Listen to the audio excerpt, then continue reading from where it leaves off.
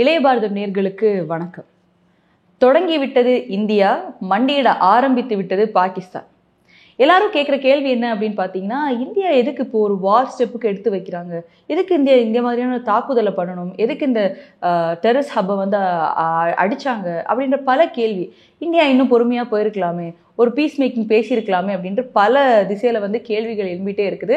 ஆனால் இது இந்தியா வந்து இவ்வளோ லேட்டாக பொறுமை காத்துது அப்படின்னு தான் சொல்லணும். முக்கியமாக பார்த்தோம் அப்படின்னா 2005 டெல்லி பிளாஸ்ட் நடந்தது. அப்போ நடந்த டெத் கவுண்ட் எவ்வளோன்னு பார்த்தீங்கன்னா 62+. அதுக்கப்புறமா 2006 அதுக்கான ஒரு பீஸ் டாக் வந்து நம்ம பண்ணுறோம். தென் அதே வருடம் மறுபடியும் மும்பை ட்ரெயின் பிளாஸ்ட் நடக்குது. தென் அப்பவும் வந்து டெத் கவுண்ட் வந்து 209+. அதுக்கும் ஒரு பீஸ் டாக் வந்து 2007 நடக்குது. அண்ட் 2008 மறுபடியும் மும்பை அட்டாக். தென் 2008 அதே வருடம் மறுபடியும் பீஸ் டாக் பண்ணுறாங்க. தென் 2010 பூனே அட்டாக், அதுக்கும் பீஸ் டாக். தென் டெல்லி அட்டாக் 11 அதுக்கும் பீஸ் டாக். தென் 13 ஹைதராபாத் அட்டாக், அதுக்கும் பீஸ் டாக். இவ்வளோ பீஸ் டாக் பண்ணிட்டோம். தென் உரி சர்ஜிக்கல் ஸ்ட்ரைக் உங்களுக்கே தெரியும். புல்வாமா அட்டாக் என்ன பண்ணாங்கன்றதும் தெரியும். அந்த February 4 அப்படின்றத வந்து பிளாக் டேவாக வந்து எல்லாரும் மார்ன் பண்ணுற மாதிரி அவங்க பண்ணிட்டாங்க அப்படின்றது நமக்கு தெரியும். இவ்வளோ பொறுத்துட்டோம் இல்லையா? இப்போ பிரதமர் மோடி என்ன சொல்லியிருக்காரு அப்படின்னா, நோ மோர் அப்படின்னு டேக் கொடுத்துட்டாரு. இதுக்கு மேலாம் பொறுக்க மாட்டோம், இதுக்கு மேலே திரும்ப அடிப்போம், அந்த அடி உங்களுக்கு வந்து மறக்கவே மறக்காத அடியாக இருக்கும் அப்படின்னு சொல்லி மோடி அவர்கள் வந்து தன்னோட ஆட்டத்தை வந்து அவரோட அந்த அரசாங்கமாக இருக்கட்டும், முப்படைகளாக இருக்கட்டும், இது எல்லாத்தையும் மொத்தமாக வந்து சேர்த்து மோடி அவர்களுடைய தலைமையிலான இந்திய அரசு ஒரு பயங்கரமான அடியை வந்து பாகிஸ்தானுக்கு கொடுத்துருக்காங்க. ஸோ இதில் வந்து நிறைய விஷயங்கள் நடந்திருந்தாலும் சின்ன சின்னதாக வந்து ஒரு அவுட்லைட் என்ன யார் யார் வந்து மன்னப்பட்டிருக்காங்க, இதுக்குள்ளே என்னென்ன விஷயம் நடந்திருக்கு அப்படின்றத வந்து சின்னதாக உங்களுக்கு வந்து ஒரு தொகுப்பாக வந்து சொல்லலாம்னு நினைக்கிறேன். ஸோ இந்த வீடியோவில் அதை பற்றி பார்க்கலாம். இதுக்கு இந்தியா எப்போ பதிலடி கொடுக்க போகுது, எந்த மாதிரி பதிலடி கொடுக்க போகுது, எந்த இடத்துல கொடுக்க போகிறாங்க, எந்த மாதிரி வியூகங்களை வகுக்க போகிறாங்க அப்படின்ற பல கேள்விகள் நமக்குள்ளே இருந்தது. அப்போ முதலாக இந்தியா வந்து ஒரு நேஷனல் செக்யூரிட்டி அட்வைசர் டீமை வந்து மறுபடியும் ரீவேம்ப் பண்ணியிருந்தாங்க. ஸோ அந்த டீமில் அஜித் தோவல் அவர்கள் இருக்காங்க, ரா சீஃபான ஆலோக் ஜோஷி அவர்கள் இருக்காங்க, மோடி அவர்கள் அண்ட் முப்படை தலைவர்கள் எல்லாருமே, தளபதிகள் எல்லாருமே இருக்காங்க. ஸோ அந்த ஒரு டீமை வந்து ரீவேம்ப் பண்ணி எடுக்கிறாங்க. அண்ட் அவங்க ஃபஸ்ட்டாக இந்தியா அனௌன்ஸ் பண்ணுற இது என்ன அப்படின்னு பார்த்தீங்கன்னா, இதை பொறுத்த வரைக்கும் May 7 வந்து நம்ம வந்து ஒரு மாக் ட்ரில் ஒன்று பண்ண போகிறோம் அப்படின்றது. ஸோ மாக் ட்ரில் அப்படின்றது நமக்கு எல்லாருக்குமே தெரியும். அண்ட் எல்லாரும் வந்து அதை வந்து உற்று நோக்கிட்டு இருந்தோம். அது ஒரு போர் காலம் வருது அப்படின்னா நம்ம எப்படி நம்மளை தற்காத்து கொள்வது, என்ன மாதிரிங்க விஷயங்கள் நடக்கும், இது நடக்கும்போது நம்ம என்ன பண்ணலாம், எப்படி ப்ரிகாஷனாக இருக்கலாம் அப்படின்றது. இப்போ கொரோனா டைமில் வந்து ஒரு ஊரடங்கு போடுறதுக்கு முன்னாடி வந்து நம்ம ஒரு 2 வாரம் அந்த ஊரடங்கில் இருந்தோம். ஸோ இது எப்படி கஷ்டமாக இருக்கும், எந்த மாதிரி நம்ம பண்ணலாம், ஃபுட்டுக்கு என்ன பண்ணலாம், வெளில போக முடியாதுன்னா எப்படி இருக்கும் சர்க்கம்ஸ்டான்சஸ் அப்படின்றத ஃபேஸ் பண்ணுறதுக்கான ஒரு சின்ன ட்ரையல் பார்த்தோம். ஸோ அது மாதிரி ஒரு ட்ரையல் நீங்கள் பார்க்குறது வேண்டி இருக்கும் அப்படின்ற மாதிரி ஒரு மோக் ட்ரில் ஒன்று நடக்கும் அப்படின்னு சொன்னாங்க. ஸோ அலாரம் சவுண்ட்ஸ் கேட்குது, சைரன் சவுண்ட்ஸ் கேட்குது அப்படின்னா எப்படி நம்ம அதுக்கு ரியாக்ட் பண்ணணும், நம்ம எப்படி நம்மளை பார்த்துக்கலாம் அப்படின்னு நம்ம எல்லாருமே வந்து அதை வந்து பண்ண போகிறோம் அப்படின்னு சொன்னப்போ எல்லாருமே என்னோட ஃபோக்கஸ் வந்து அதில் இருந்தது. இந்தியாவில் இருக்க மக்கள் மட்டும் இல்லாமல் எல்லா வேறு அப்ராடில் இருக்கவங்க, இன்டர்நேஷ்னலி வந்து எல்லாருடைய கண்ணும் வந்து okay India is going to make their mock drill. So அதுக்கப்புறமா இந்தியா பாகிஸ்தான் மேலே அவங்க அட்டாக்கை வந்து கொடுக்க போகுது அப்படின்னு எல்லாரும் பார்த்துட்டே இருக்கும்போது அன்னைக்கு காலையில் எழுந்திரிச்சு எல்லாரும் பார்த்த விஷயம் மிட்நைட்லேருந்து என்னவா இருக்கும் அப்படின்னு பார்த்தீங்கன்னா, ஆப்ரேஷன் சிந்தூர் அப்படின்றது தான். எஸ், இந்தியா அங்கே தான் வந்து ஒரு பலமான அடியை கொடுத்தது. இந்தியா அடித்த அடி வந்து உண்மையிலே ஒரு சிறப்பான அடி அப்படின்னு சொல்லலாம். ஒரு பயமுறுத்தி அப்படி விடாமல் அங்கே இருக்க ஒரு டெரரிஸ்ட் ஹப், மொத்தமாக அந்த 21 இருந்ததில் 9 டெரரிஸ்ட் ஹப் மேலே வந்து இந்தியா ஒரு பலமான அடியை கொடுத்தது.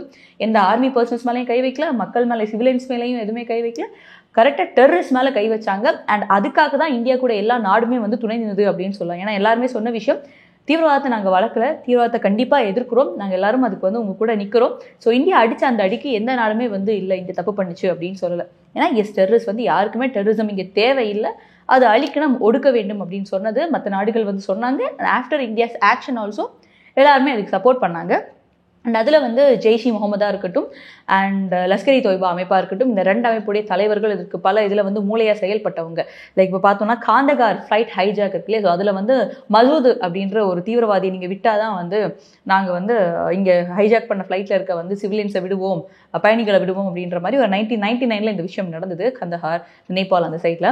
ஸோ அப்போ வந்து இருந்த ஒரு தலைவர், அந்த சீஃப் இதாக வந்து அதில் இருந்தது யார் அப்படின்னு பார்த்தீங்கன்னா அஜித் தோவல் அவர்கள் தான். ஸோ அப்போரோட தலைமையில் தான் இருந்தது. ஸோ அஜித் தோவல் அவர்கள் நோ வே அவுட் அப்படின்ற மாதிரி ஓகே அப்படின்னு 3 தீவிரவாதிகள் வந்து விட்டுட்டாரு.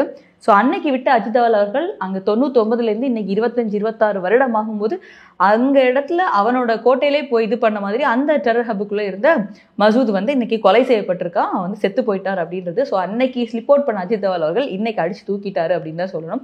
அது மட்டும் இல்லாமல் பார்லிமெண்ட் அட்டாக் 2001 நடந்ததாக இருக்கட்டும், அப்புறமா வந்து நமக்கு எல்லாருக்குமே தெரியும் மும்பை அட்டாக் 26/11 நம்ம சொல்லுவோம், நவம்பர் 26ஆம் தேதி நடந்த அந்த டெரர் அட்டாக். ஸோ இதுக்கெல்லாமே மூளையாக இருந்த லஷ்கர்-இ தொய்பா, ஸோ அதனுடைய தலைவராக இருந்தவங்க அந்த தீவிரவாதக்குள்ள இருந்து அப்படின்ட்டு அவங்க எல்லாருமே வந்து மரணப்பட்டிருக்காங்க. அண்ட் மசூதுடைய குடும்பத்தை சார்ந்தவர்களும் வந்து அதில் வந்து இறந்திருக்காங்க. ஸோ அவங்களும் அந்த டெரரிஸ்ட்ல தான் இருக்காங்க. ஸோ அதுலேயும் ஒரு 10க்கும் மேற்பட்டவர்கள் வந்து இறந்திருக்காங்க அப்படின்னு சொல்லப்படுது. அண்ட் அஜித் தோவல் அவர்கள் வந்து அமெரிக்காவுடைய நேஷனல் செக்யூரிட்டி அண்ட் அவங்க மட்டும் இல்லாமல் வேற நாட்டில் இருக்க நேஷனல் செக்யூரிட்டி, ஏன்னா அவர் ஒரு நேஷனல் செக்யூரிட்டி அட்வைசர் இந்தியாவுடைய, ஸோ அந்த மாதிரி வேற நாட்டில் இருக்க நேஷனல் செக்யூரிட்டி அட்வைசர்ஸ் கிட்ட அவர் வந்து பேசி என்ன அப்படின்றத வந்து கலந்தாய்வு பண்ணியிருக்காரு. இது மட்டும் இல்லாமல் இந்தியா இங்கிருந்து என்ன நாங்கள் பண்ணுறோம், நாங்கள் பண்ணியிருக்கோம் அப்படின்ற ப்ரீஃபிங்கை வந்து US, UK, ஃப்ரெஞ்ச், தென் ரஷ்யா, அதுக்கப்புறமா UAE, தென் சவுதி, ஸோ இந்த மாதிரியான கண்ட்ரிஸ் கிட்ட எல்லாமே வந்து இந்தியா அவங்களோட ப்ரீஃபிங்கை வந்து கொடுத்துட்டு தான் இருக்கோம். நம்ம என்னென்ன பண்ணுறோம், என்ன நாங்கள் பண்ண போகிறோம், பண்ணியிருக்கோம் அப்படின்றது. ஸோ எல்லா கண்ட்ரிஸுமே இன்றைக்கும் இந்தியா கூட சப்போர்ட்டாக தான் நிற்கிது. இந்த ஒரு நிமிடத்தில் நம்ம பேசிகிட்டு இருக்க இந்த நிமிடத்துலையும். அண்ட் ட்ரம்ப் அவர்கள் வந்து இதெல்லாம் ஸ்டார்ட் பண்ண முன்னாடியே சொன்னார், வார் வேணும் அப்படின்னு நான் சொல்லலை, வாரை வந்து நான் இனிஷியேட் பண்ணவும் இல்லை, பட் இஃப் பாகிஸ்தான் வந்து அந்த ஸ்டெப்பை எடுத்தது அப்படின்னா we will erase Pakistan and we will want China, அதுக்காக நான் இந்தியா கூட இருப்போம் அப்படின்ற ஒரு விஷயத்தை வந்து சொல்லியிருந்தாங்க. இன்னொரு விஷயம், அண்ட் இந்தியா இந்த அட்டாக்கை பண்ணது இங்கேருந்து போய் பாகிஸ்தானில் பண்ணல, அண்ட் POKலையும் இந்தியா நடத்தல, பாகிஸ்தானுக்குள்ளேயே வந்து நடத்திட்டாங்க. 4 பாகிஸ்தானி பிளேசஸ் அண்ட் POKல 5 பிளேசஸ் மேலே வந்து இந்தியா அட்டாக் பண்ணுச்சு. ஸோ இந்தியா வந்து இங்கே இருந்து நம்மளுடைய அந்த இடத்துல இருந்து இங்கேருந்து அங்கே அடிச்சு தூக்கியிருக்காங்க ட்ரோன் வழியாக இந்த விஷயம் வந்து நடந்திருக்கு.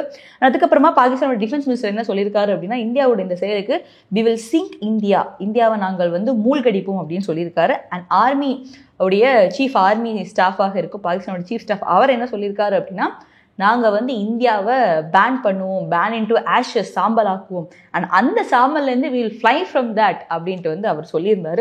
அண்ட் இன்னொரு விஷயம் என்ன சொன்னாங்க அப்படின்னு முக்கியமாக பார்க்கணும், நாங்கள் வந்து இந்தியாவுடைய 5 பிளேன்ஸ் அவங்களுடைய அந்த ஏர்கிராஃப்ட் அதில் வந்து நாங்கள் வந்து கைப்பற்றிட்டோம், அதை வந்து அடிச்சு நொறுக்கிட்டோம், இது பண்ணிட்டோம், இந்தியாவில் இத்தனை பேரும் நாங்கள் சாவடிச்சிட்டோம் ஆர்மி அப்படின்னு நிறைய புரட்டு கதைகளை எல்லாம் கட்டி அவிழ்த்து விட்டுட்டே இருந்தாங்க. அதுக்கெல்லாம் இந்தியா அதுக்கும் ஒரு பதிலடி கொடுத்து ப்ரெஸ் மீட் போட்டு இது பண்ணிட்டாங்க. அதுக்கு அவங்க என்ன சொன்னாங்க அப்படின்னா, இந்தியாவுடைய விமானம் வந்து போயிடுச்சு, போனது இந்தியா விமானம் அப்படின்னு சொன்னாங்க. ஆனால் இங்கே பார்த்தோம் அப்படின்னா போனது இந்தியாவுடைய விமானம் கிடையாது, போனது பாகிஸ்தானுடைய மானம் அப்படின்றது தான் உண்மை. இந்தியா நடத்தின இந்த ஆப்ரேஷன் சிந்தூர் அதோட அந்த ஒரு ப்ரெஸ் மீட் ஒன்று இந்தியா வந்து முன்னெடுத்தாங்க. ஸோ அந்த ப்ரெஸ் மீட் இன்னுமே கொஞ்சம் கூட சுவாரஸ்யமாக இருந்தது அப்படின்னு சொல்லலாம். நம்ம ஃபாரின் செக்ரட்டரியாக இருக்கும் விக்ரம் மிஸ்ரி அவர்கள் இருக்க இரு பக்கங்களில் பார்த்தோம் அப்படின்னா நம்ம சொல்கிற அந்த ஸ்ரீ சக்தி நாரி சக்தி அப்படின்றத நம்ம பார்த்தோம். ஒரு பக்கத்தில் கர்னல் சோஃபியா குரேஷி அவர்கள் இருக்காங்க, இன்னொரு பக்கம் பார்த்தோம்னா விங் கமாண்டர், நேவலுடைய விங் கமாண்டராக இருக்கும் வௌமிகா சிங் அவர்கள் வந்து இருக்காங்க.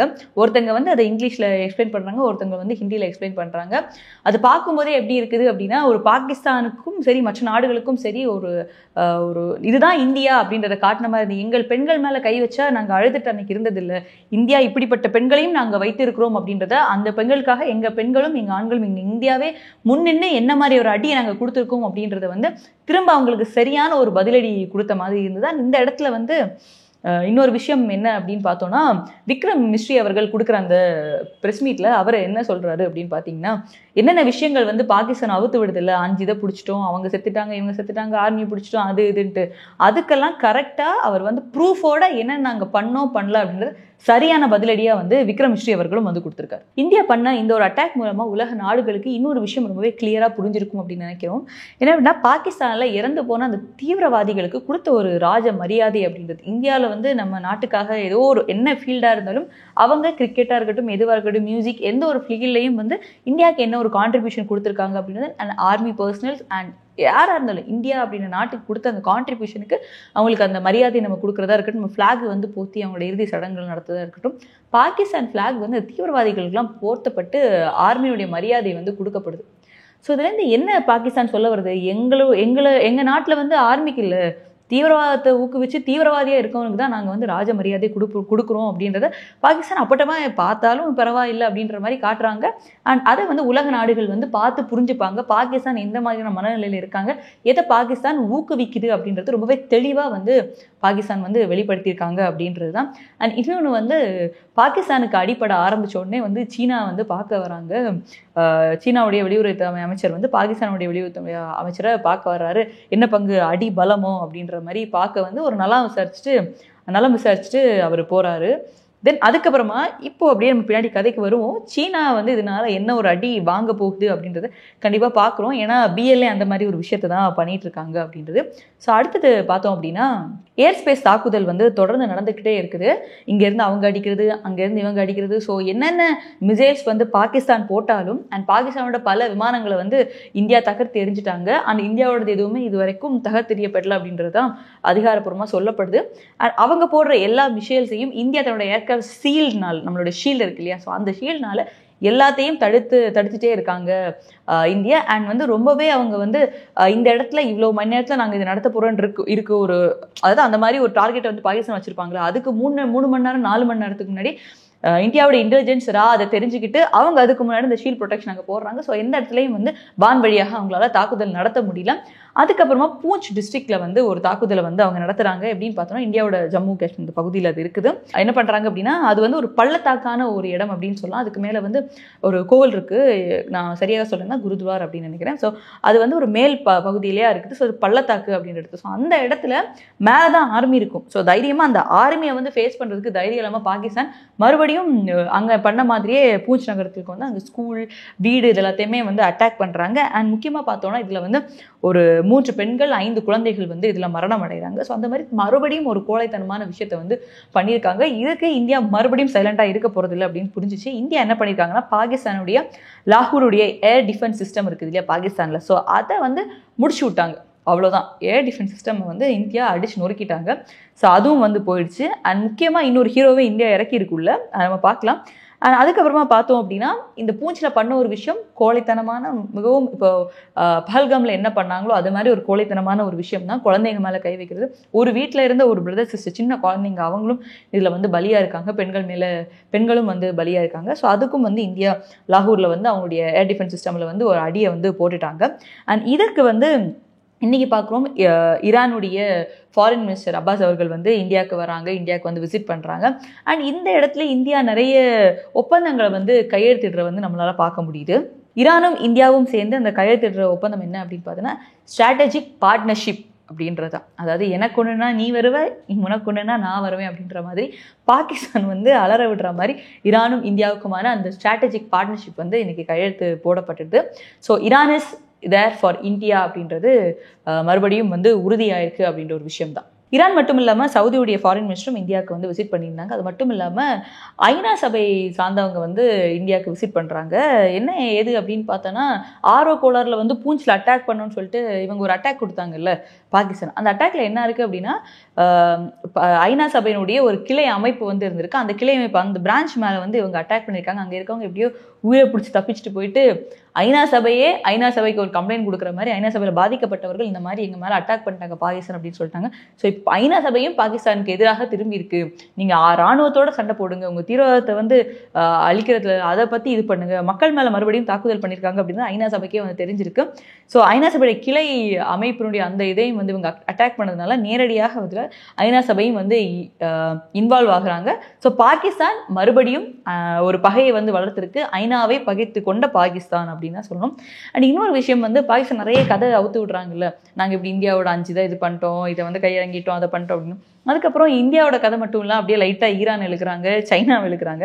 என்ன சொல்லியிருக்காங்க அப்படின்னா ஈரான் வந்து ஈரான் கிட்டேருந்து நாங்கள் ஷாஹித் 136 வந்து ஒரு எமர்ஜென்சி பர்ச்சேஸாக நாங்கள் போகிறோம் அப்படின்ற மாதிரி அவங்க வந்து அஃபிஷியலாக வந்து ஒரு விஷயத்த சொல்கிறாங்க.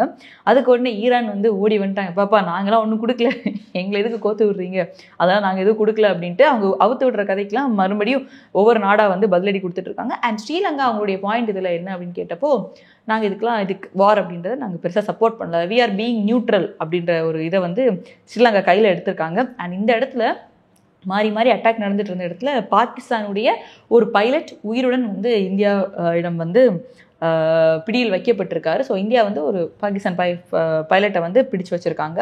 அண்ட் பல விமானங்களையும் வந்து இந்தியா சுட்டு வீழ்த்தி இருக்கு. அண்ட் லஹூராக இருக்கட்டும், இஸ்லாமாபாதாக இருக்கட்டும், இந்த மாதிரியான இடங்கள் எல்லாமே இந்தியா வந்து தங்களுடைய தாக்குதலை வந்து நடத்த ஆரம்பிச்சிட்டாங்க. அண்ட் முக்கியமான ஒரு ஹீரோ உள்ளே இருக்கார் அப்படின்னு சொன்னேன்ல, அதுதான் ஐஎன்எஸ் விக்ராந்த். ஐஎன்எஸ் விக்ராந்தை வந்து களம் இறக்கிட்டாங்க. ஸோ ஐஎன்எஸ் விக்ராந்த் வந்து உங்களுக்கு தெரியும் 1971 வந்து ஒரு வாரம் வந்து ஐஎன்எஸ் விக்ராந்த் வந்து கராச்சியுடைய ஃபோர்ட்டை அட்டாக் பண்ணதில் அப்போ வந்து ஒரு வாரம் எல்லாமே இருக்குது, ஒரு வாரத்துக்கு மேலே வந்து கராச்சி ஃபோர்ட் வந்து எப்படி கொழுந்து விட்டு எரிந்தது அப்படின்றத வந்து நம்ம பார்த்தோம். இப்போ மறுபடியும் ஐஎன்எஸ் விக்ராந்தை வந்து உள்ள இருக்காங்க. INS Vikrant is targeting Karachi போர்ட்டை அடிக்கிறாங்க அப்படின்ற ஒரு விஷயம் வந்து வந்திருக்கு. ஸோ இது எந்த அளவுக்கு வந்து அதிகாரப்பூர்வமாக உண்மைன்னு தெரியல. பட் ஐஎன்எஸ் விக்ராந்த் இறக்கியிருக்காங்க அப்படின்னா கண்டிப்பாக அந்த டார்கெட் வந்து கராச்சி போர்ட் அதில் கண்டிப்பாக இருக்கும் அப்படின்ற ஒரு விஷயம். So hero is on fire அப்படின்னு சொல்லலாம். ஸோ கராச்சி போர்ட் எந்த அளவுக்கு பாகிஸ்தானுக்கு முக்கியம் அப்படின்றது தெரியும். ஸோ அதையும் வந்து இது பண்ண போகிறாங்க. அண்ட் இன்னொரு விஷயம் என்ன அப்படின்னா, பாகிஸ்தானுடைய ஆர்மி சீஃப் வந்து அசீம் முனீர் அவர்கள், உங்களுக்கு தெரியும் இந்த விஷயம் பஹல்கம் இஷ்யூ நடக்கிறதுக்கு கிட்டத்தட்ட ஒரு 2 வாரம் இருக்கும். அந்த டைமில் அவர் இந்த மாதிரியான ஒரு பேச்சை வந்து அவிழ்த்து விட்டார். பாகிஸ்தானையும் இந்தியாவுக்கும் ஒரு பிரிவினை, மத ரீதியான பிரிவினைகளை, அதுதான் அந்த ஒரு பேச்சும் வந்து இதற்கு வந்து ஒரு காரணமாக இருக்கும் அப்படின்னு சொல்லியிருந்தாங்க. ஸோ அவர் வந்து ரொம்ப நாளாக காணுமே, சீஃப் ஆர்மி எங்கே பதுங்கி போயிட்டாரு அப்படின்னு பார்த்துட்டு இருக்கும்போது அப்படியே வந்தோன்னா பிரசிடென்ட் ஷெரீஃப் அவர்கள் வந்து எங்கடா காணும்னு பார்த்து ஏதோ பள்ளத்தாக்கில் சார் ஒளிஞ்சிட்டு இருக்காராமா தன்னை வந்து பாதுகாத்துக் கொள்வதற்காக. ஏன்னா ஷாப் ஷெரீஃப் அவருடைய வீடு ஒரு 20 கிலோமீட்டர் இதில் தான் இருக்கும். அங்கே இந்தியாவுடைய ஆர்மி வந்து அட்டாக் பண்ணியிருக்காங்க. ஒருவேளை அவர் பயந்துட்டார் போல, என்னடா வச்சு ஏன் இதிலே கை வச்சிட்டீங்க அப்படின்னு. ஸோ ஷெரீஃப் அவர்கள் வந்து ஓட்டம் பிடிச்சிட்டாரு அங்கேருந்து அப்படின்னு தான் சொல்லணும். ஸோ பூஞ்சில் வந்து இந்த ஒரு விஷயத்தை பண்ணுறாங்க. அண்ட் தென் அவங்க என்ன பண்ணுறாங்கன்னா, ஜம்மு அண்ட் காஷ்மீர் அட்டாக் பண்ணுறாங்க, பஞ்சாப் அட்டாக் பண்ணுறாங்க, இருக்க மக்கள் எல்லாமே அட்டாக் பண்ணணும் அப்படின்னு சொல்லி ஒரு விஷயத்தை கையில் எடுத்து பாகிஸ்தான் வராங்க. ஸோ அவங்க மிசைல்ஸ் வந்து மறுபடியும் அந்த இடத்துல இது பண்ணுறாங்க. அது எல்லாமே வந்து இந்தியா அடிச்சு நொறுக்கிட்டு வராங்க. இந்த ஒரு இடத்துல வந்து இன்னும் ஒரு ஆப்பு என்ன அவங்களுக்கு வச்சுக்கிட்டாங்க அப்படின்னா, தெஹ்ரிகான் தாலிபான் அப்படின்ற ஒருத்தங்க வந்து பாகிஸ்தானுக்கு எதிரானவங்க. ஏன்னா பாகிஸ்தான் வந்து தீவிரவாதம் ஆரம்பிக்கும் போது ஒரு குரூப் இருக்கும், அந்த குழுவில் ஒரு பிரச்சனை வந்து அவங்க இன்னொரு குரூப்பாக, அதுலேருந்து இன்னொரு கிளைவர் அப்படி குரூப்பாக வந்து ஆரம்பிச்சிருப்பாங்க. அதில் வந்து ஒரு தெஹ்ரிகான் தாலிபான்ஸ் வந்து பாகிஸ்தானுக்கு அகேன்ஸ்டான இருக்கிற ஒரு. ஸோ அவங்க வந்து இந்த போர் விஷயத்தில், இந்தியாவுக்கும் பாகிஸ்தானுமான இந்த ஒரு விஷயத்தில் வந்து ஒரு கண்டனத்தை வந்து தெரிவிச்சிருக்காங்க. கண்டனம் நமக்கெல்லாம் கிடையாது, பாகிஸ்தானுக்கு தான் தெரிவிச்சிருக்காங்க. என்ன சொல்லியிருக்காங்க அப்படின்னா, நீங்கள் தான் வந்து வெஸ்ட் மிலிட்ரிக்கு வந்து ஒரு இன்ஃபர்மேஷனை வந்து கொடுத்துருக்கீங்க இந்த மாதிரி. ஸோ வெஸ்ட் மிலிட்ரி தான் இந்தியா கிட்ட இந்த விஷயத்தை பாஸ் பண்ணியிருக்கு. ஸோ அப்படி தான் வந்து இந்தியா வந்து எங்கள் டெரரிஸ்ட் இதை வந்து அட்டாக் பண்ணியிருக்காங்க அப்படின்னு சொல்லிட்டு அவங்க இப்போ வந்து காண்டா இருக்காங்க. அவங்களே ஒரு ரிலீஸ் போட்டிருக்காங்க, அதாவது அவங்களே ஒரு அறிக்கை வெளியிட்டிருக்காங்க, பாகிஸ்தானுக்கு இதுக்கான பதிலடி நாங்கள் கொடுப்போம், உங்களால் தான் எங்களுக்கு இப்படி நடந்துச்சு. So Pakistan is only reason சொல்லிட்டு அவங்க காண்டாயிட்டாங்க. அண்ட் இன்னொரு விஷயம், இம்ரான் கான் அவர் வந்து ஹீஸ் ஜெயில்ட். ஸோ அவருடைய சிஸ்டர் வந்து என்ன சொல்லியிருக்காங்க அப்படின்னா, நீங்கள் வந்து ஃபர்ஸ்ட் நாள் டிஃபென்ஸ் மினிஸ்டர் தான் சொன்னீங்க, நாங்கள் வந்து அதை தகர்த்துட்டோம், இதை தகர்த்துட்டீங்க அப்படின்னு சொல்கிறீங்க. ஸோ நேற்று வந்து நம்முடைய ஏர் டிஃபென்ஸ் இதே வந்து இது பண்ணியிருக்காங்க லாகூரில். ஸோ அப்போ உங்ககிட்ட நல்ல இதெல்லாம் இருக்குது அப்படின்னா நீங்கள் ஏன் வந்து அதை உங்களால் பாதுகாக்க முடியல, இன்றைக்கே அது உங்ககிட்ட ஒர்க் ஆகலையா, எவ்வளோ நாள் தான் பொய் சொல்லி சுற்றிட்டு இருக்கீங்க, எதுக்கு இந்த பொய் சொல்கிறீங்க அப்படின்னு இம்ரான் கானுடைய சிஸ்டர் அவர்கள் வந்து அலீமா அவர்கள் வந்து இந்த விஷயத்த வந்து சொல்லியிருக்காங்க. அண்ட் இன்னொரு தரப்பில் என்ன அப்படின்னா, பாகிஸ்தானுக்கு இன்னொரு ஆப்பு, இம்ரான் கான் அவர்கள் ஜெயிலில் இருக்காங்க. ஸோ அவர் இருந்திருந்தால் வந்து ஷெரீஃப் மாதிரி இப்படி ஆட்சி பண்ணியிருக்க மாட்டார், he would have done differently, இந்த விஷயத்தை வேறு மாதிரி அவர் வந்து ஹேண்டில் பண்ணியிருப்பார், இவ்வளோ காம்ப்ளிகேட் ஆயிருக்காது. ஸோ இம்ரான் கான் அவர்களுக்கு வந்து ரிலீஸ் பண்ணுங்க, இவரை வந்து பதவி விட்டு தூக்குங்க அப்படின்னு இம்ரான் கான் அவருடைய ஆதரவாளர்கள் ஒரு பக்கத்தில் அவங்க வந்து பாகிஸ்தானுக்கு நெருக்கடி கொடுத்துட்ருக்காங்க. அண்ட் இன்னொரு விஷயம் நான் சொன்னேன் இல்லையா, இன்னொரு முக்கியமாக பாகிஸ்தானுக்கான அடி அப்படின்னா BLA, பலஷ் லிபரேஷன் ஆர்மி. உங்களுக்கு தெரியும், கொஞ்சம் மாதங்களுக்கு முன்னாடி பலஷ் லிபரேஷன் ஆர்மி வந்து பலுச்சிஸ்தானில் வந்து ஒரு ட்ரெயினை ஹைஜாக் பண்ணி வச்சுருந்தாங்க அப்படின்னு. ஏன்னா அவங்களுக்கு வந்து பாகிஸ்தான் எங்களுக்கு வேணாம், எங்களுக்கு தனிப்பட்ட பலுச் பாகிஸ்தான் எங்களுக்கு வேணும் அப்படின்ட்டு சொல்லி அவங்க ரொம்ப காலமாகவே அந்த குரலை எழுப்பிட்டு இருக்காங்க. ஸோ அவங்க வந்து என்ன பண்ணியிருக்காங்க அப்படின்னா, பாகிஸ்தானுடைய ஒரு வேன், அவங்களுடைய ஆர்மி பர்சனல்ஸ், ஸோ அந்த வண்டியை வந்து ரிமோட் பாம்பு வச்சு தகர்த்துருக்காங்க அவங்க. ஸோ அதை தகர்த்தது மட்டும் இல்லாமல் அடுத்ததான் அவங்க என்ன பண்ணுறாங்கன்னா, மேஜர் கேஸ் ஃபீல்ட்ஸ் இருக்குது தேரா புகிட்டியில். ஸோ அந்த மேஜர் கேஸ் ஃபீல்டு எல்லாமே வந்து அவங்க தகர்க்க ஆரம்பிச்சிருக்காங்க. ஸோ இது வந்து சைனாக்கு வந்து ஒரு பயத்தை கொடுத்துருக்கு. ஏன்னா அந்த மேஜர் கேஸ் ஃபீல்ட்ஸ் வந்து அதுக்கு பாகிஸ்தானுக்கும் சைனாக்கும் இருக்க அந்த பைப்லைன்ஸ் இருக்குது. ஸோ அந்த பைப்லைன் மேலே இந்த BLA கை வச்சிருவாங்கன்ற ஒரு பயம் வந்து சைனாக்கு வந்துருச்சு. ஸோ இப்போ மறுபடியும் நம்ம பாகிஸ்தான் சப்போர்ட் பண்ணிட்டு இருந்தால் நமக்கு ஒரு இதாக ஆயிடுமோ அப்படின்ட்டு சைனா மறுபடியும் பாகிஸ்தானை வந்து அலர்ட் பண்ணுது. அதாவது உங்களால் எங்களுக்கு ஒரு ஆபத்து வரும், பின்னாடி உனக்கு பேக்கப் பண்ணால் சரியாக இருக்காது அப்படின்றத சைனா புரிஞ்சுக்கிட்டது. ஸோ இப்படி பார்க்கும்போது முக்கோண பிரச்சனை அப்படின்னு சொல்லுவாங்க. ஆனால் இவங்களுக்கு எல்லா பக்கத்துனாலும் பிரச்சனை நினைக்கிற பாகிஸ்தானுக்கு உள்நாட்டிலையும் பிரச்சனை நடக்குது, இந்தியாவும் பலமாக அடிக்குது, வேற அண்டை நாடுகளும் சப்போர்ட் பண்ண மாட்டுறாங்க, ஐநாலேருந்தும் பிரச்சனை வந்துடுச்சு. இன்னொன்று பார்க்க போகிறோம் தாலிபான்ஸுடைய அந்த டெரரிஸ்ட் குரூப் அவங்களும் உங்களுக்கு நாங்கள் சரியான பதிலடி கொடுப்போம், உங்களால் தான்டா எங்கள் ஆளுக்கு இப்படி ஆச்சு அப்படின்னு அவங்களும் பேசுகிறாங்க. ஸோ ஒரு இக்கட்டான சூழ்நிலை பாகிஸ்தான் இப்போ இருக்குது. அண்ட் இன்னொரு முக்கியமான விஷயம் சம்பா டிஸ்ட்ரிக்ட், அந்த நம்மளுடைய அந்த இன்டர்நேஷனல் பார்டர் இருக்குது இல்லையா, எல்ஓசி. ஸோ அந்த இடத்துல இன்ஃபில்ட்ரேஷன் நடந்திருக்கு. ஸோ அந்த இன்ஃபில்ட்ரேஷனில் பல பாகிஸ்தான் தீவிரவாதிகள் இது பண்ணப்பட்டிருக்காங்க. ஏன்னா பகல்காமில் தீவிரவாதிகள் வராங்க, நம்ம அந்த தீவிரவாத இதை 9 சைட்ஸை அட்டாக் பண்ணுறோம். தென் ஆர்மி தான் உள்ளே வந்துட்டே இருந்தது. ஸோ ஆர்மி வச்சு பண்ண முடியாதனாலேன்னு தெரில, மறுபடியும் பாகிஸ்தான் என்ன பண்ணுது, தீவிரவாதத்தை கட்டெழுத்து விடுது. ஸோ தீவிரவாதிகள் என்ன பண்ணுறாங்க அப்படின்னா இன்ஃபில்ட்ரேட் பண்ணி உள்ளே வர பார்க்குறாங்க. இந்தியா விடவே இல்லை, இந்தியா மறுபடியும் பதிலடி கொடுத்துட்டே இருக்காங்க. ஸோ எவ்வளோ மிசைல்ஸ் விட்டுட்டே இருந்தாலும் இந்தியா பதிலடி கொடுத்துட்டே இருக்குது. நம்ம பார்த்தோம் அந்த நாரி சக்தி அப்படின்றத, வாமிகா சிங் அவர்களாக இருக்கட்டும், கானலாக இருக்கட்டும். ஸோ வாமிகா சிங் அவர்களோட நம்ம பார்க்குறோம், அவங்களும் இதில் களத்தில் இறங்கி அந்த எப்படி அந்த ஏர்ஷீல்டில் அவங்களும் அட்டாக் பண்ணுறாங்க அப்படின்ற விஷயத்தை நம்ம பார்க்குறோம். அண்ட் அவங்க சொல்கிறாங்க we are heading it, we are doing it அப்படின்றத. So India is like a power pack அப்படின்னு சொல்லலாம். ஸோ அதுக்கு இந்தியா கூட உறுதுணையாக பல நாடுகளும் இருக்குது. ஸோ வரும் நாட்களில் இது ஒரு ஆப்ரேஷன் சிந்தூர்லேருந்து ஒரு ஆப்ரேஷன் சிந்தூர் 2.0 போகுமா அப்படின்றதும், தென் இது என்னென்ன கட்டத்துக்கு எடுத்துகிட்டு போகும், வில் இட் பிகம் அ வார் அப்படின்ற இடத்துக்கு போயிருக்கேன்னா பாகிஸ்தான் பண்ணுவோம்னு வாய்ஸ் அவுடால் அடிக்கிறாங்களே தவிர எல்லாரும் போய் புதக்குள்ளே ஒளிஞ்சிக்கிறாங்க அப்படின்ற விஷயம் தான் இங்கே நடக்குது. அப்படின்னால பொறுத்திருந்து பார்ப்போம் பாகிஸ்தான் அடுத்து என்ன டேன் இது பண்ண போகுது, அண்ட் இந்தியா அதுக்கு என்ன மாதிரி பதிலடி கொடுக்க போகுது அப்படின்றது. அண்ட் ஒவ்வொரு நாளும் நம்ம ப்ரே பண்ண வேண்டிய விஷயம், இங்கே இந்தியாவில் இருக்கும் எல்லா மக்களும் சேஃபாக இருக்கணும் அப்படின்றத தாண்டி நமக்காக அந்த எல்லையில், அது இந்த விஷயத்துக்காக மட்டும் இல்லை, என்னைக்கே இருந்தாலும் நமக்காக அந்த எல்லையை பாதுகாக்கும் கடவுளாக அங்கே நிற்கும் எல்லை சாமி அப்படின்னு சொல்லுவோம் நம்முடைய ஆர்மி பர்சனல்ஸ். ஸோ அவங்களுக்கு ஒரு பெரிய சல்யூட். அண்ட் நமக்காக நம்ம உயிரை பாதுகாப்பாக வச்சுக்கிறதுக்காக நமக்காக உழைக்கிற அந்த ஒரு விஷயம் இருக்கு இல்லையா, ஸோ அவங்களுக்காக எல்லாருமே கண்டிப்பாக ப்ரே பண்ணுவோம் அப்படின்றது தான். ஸோ நெக்ஸ்ட் என்னென்ன விஷயங்கள் நடக்க போகுது அப்படின்றதையும் நம்ம பொறுத்திருந்து பார்ப்போம். And India also doesn't want a war, but if Pakistan take you to that, நம்ம அதுக்கான பதிலடி கண்டிப்பாக கொடுத்து தான் ஆகும் அப்படின்றதான். நன்றி.